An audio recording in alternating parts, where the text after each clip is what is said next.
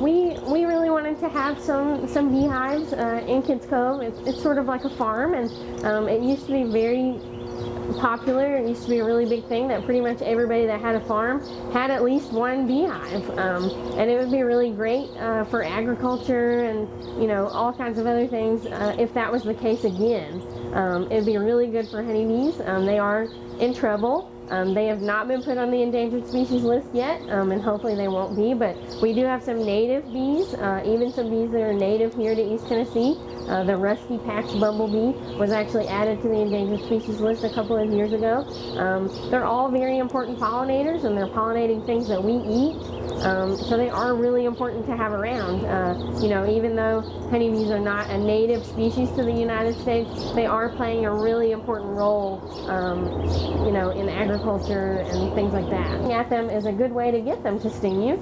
So it's really better if you feel like one is after you, which more than likely it probably isn't. It's probably just checking you out. Sometimes they land on us just to take a rest, or a nice thought is that they might have mistaken you for a flower, so take it as a compliment. But if you just will be calm and stand very still, more than likely they're just going to go on their way.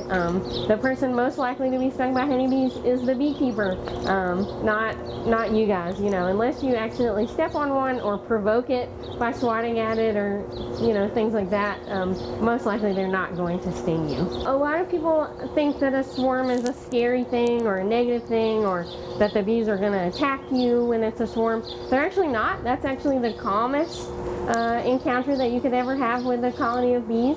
So a swarm just means that they've run out of space, and they're going to take the existing queen and about half of the existing colony and move somewhere else.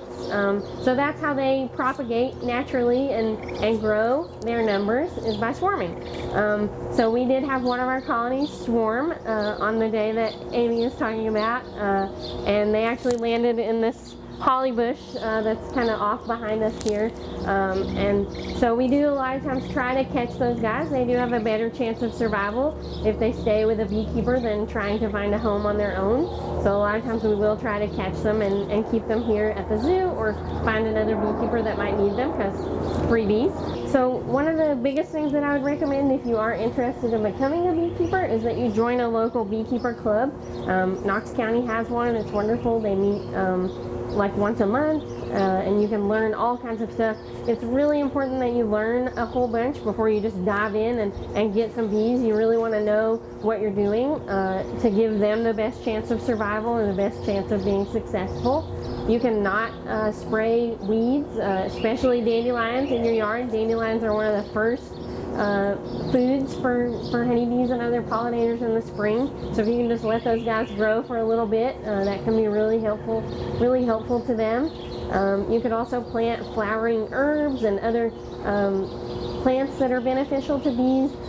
Bee balm. There's lots and lots of things that can be really beneficial to them and provide nectar and pollen for them. Just find the honeybees themselves to just be really fascinating, and the more I learn about them, the more I want to learn about them.